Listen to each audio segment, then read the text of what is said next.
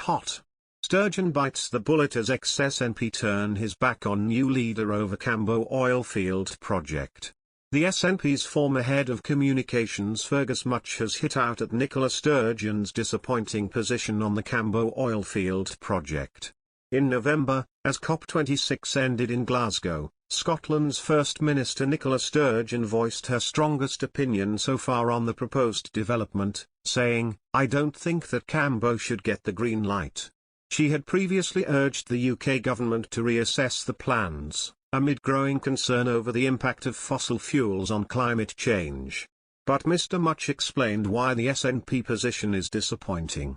Speaking to BBC's The Nine, Mr. Much said, "It's a difficult decision to make of course, but I think the position that the Scottish Government has taken in recent weeks is a bit disappointing. It's disappointing for two reasons. We need a supply of oil and gas for a number of years, hence indicating the premature end of the North Sea will make us overly reliant on more imported oil and gas from the Middle East and Russia. That comes with a heavier carbon footprint. There's also the issues in terms of 100,000 jobs particularly across the northeast of Scotland that are dependent on the oil and gas industry. Moving too fast to net zero could put those at risk, and that's the real challenge." Ms. Sturgeon has said the controversial Cambo Oilfield off the coast of Shetland should not be given the go-ahead. The First Minister voiced her strongest opinion so far on the proposed development, saying, "I don't think that Cambo should get the green light." Ms. Sturgeon had previously urged the UK government to reassess the plans, amid growing concern over the impact of fossil fuels on climate change. But speaking at Holyrood as she updated MSPs on the COP26 summit in Glasgow, Ms. Sturgeon said, "I don't think we can go on extracting new oil and gas forever. That is why we have moved away from the policy of maximum economic recovery. And I don't think we can go and continue to give the go-ahead to new oil fields. So I don't think that Cambo should get the green light."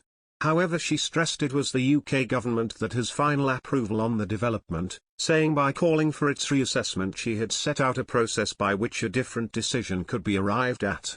The First Minister said, "I have set out a proposal for a climate assessment, and I think the presumption would be that Cambo couldn't and shouldn't pass any rigorous climate assessment." Labour's Monica Lennon had raised the issue in Holyrood on Tuesday, telling the First Minister, "There is no rigorous climate change test that Cambo can possibly pass, so the First Minister must do more than ask the UK government to simply reassess the proposed oil field." She urged Ms. Sturgeon to oppose Cambo in the strongest possible terms and provide the political leadership that has been lacking.